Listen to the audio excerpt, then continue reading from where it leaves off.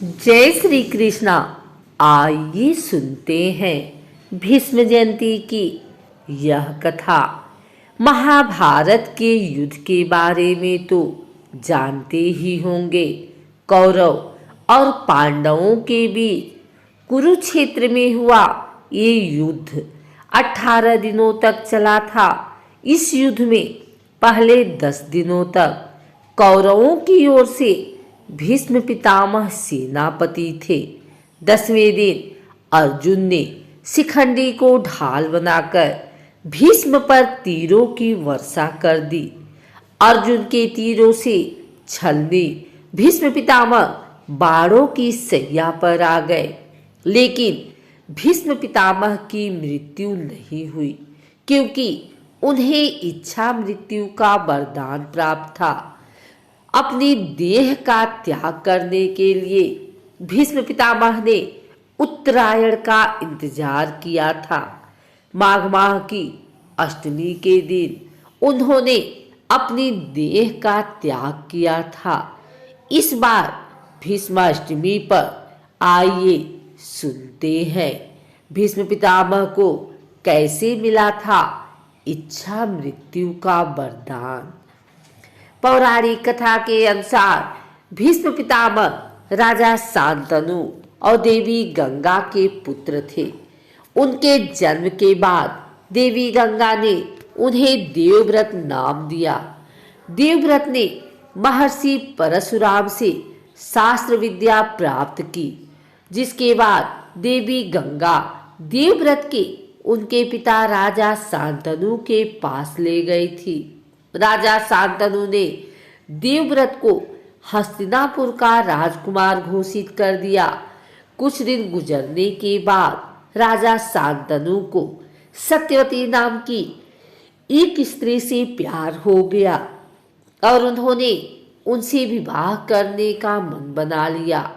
लेकिन सत्यवती के पिता ने राजा शांतनु से विवाह करने के लिए एक शर्त रख दी। शर्त के मुताबिक राजा शांतनु और उनकी बेटी सत्यवती का पुत्र ही हस्तिनापुर का उत्तराधिकारी बनेगा। तभी वह अपनी बेटी का हाथ राजा शांतनु के हाथ में देंगे। अपने पिता पर आए इस धर्म संकट को देखते हुए देवव्रत ने पिता के प्यार की खातिर अपना राज्य त्याग कर पूरे जीवन शादी ना करने का प्रण ले लिया था और ऐसे भीष्म प्रण और प्रतिज्ञा के कारण ही देवव्रत का नाम भीष्म हो गया। पिता ने दिया ये वरदान। यह सब देखने के बाद राजा शांतनु अपने बेटे से प्रसन्न हुए और उनको इच्छा मृत्यु का वरदान दिया। वक्त के साथ साथ हस्तिनापुर के उत्तराधिकारी बड़े हो गए। कौरवों और पांडवों के बीच युद्ध हुआ। महाभारत के इस युद्ध में भीष्म पितामह ने अपना कर्तव्य निभाते हुए कौरवों का साथ दिया।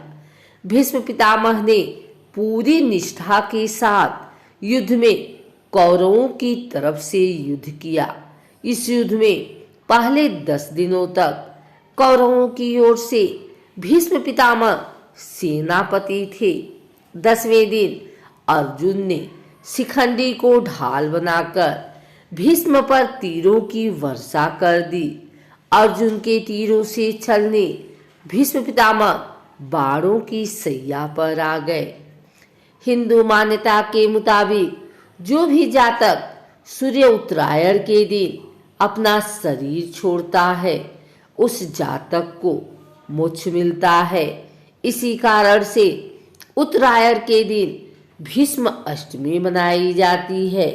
ऐसी भी मान्यता है कि भीष्म अष्टमी के दिन पूजा पाठ करने और कथा सुनने से व्यक्ति को संस्कारी संतान का सुख प्राप्त होता है।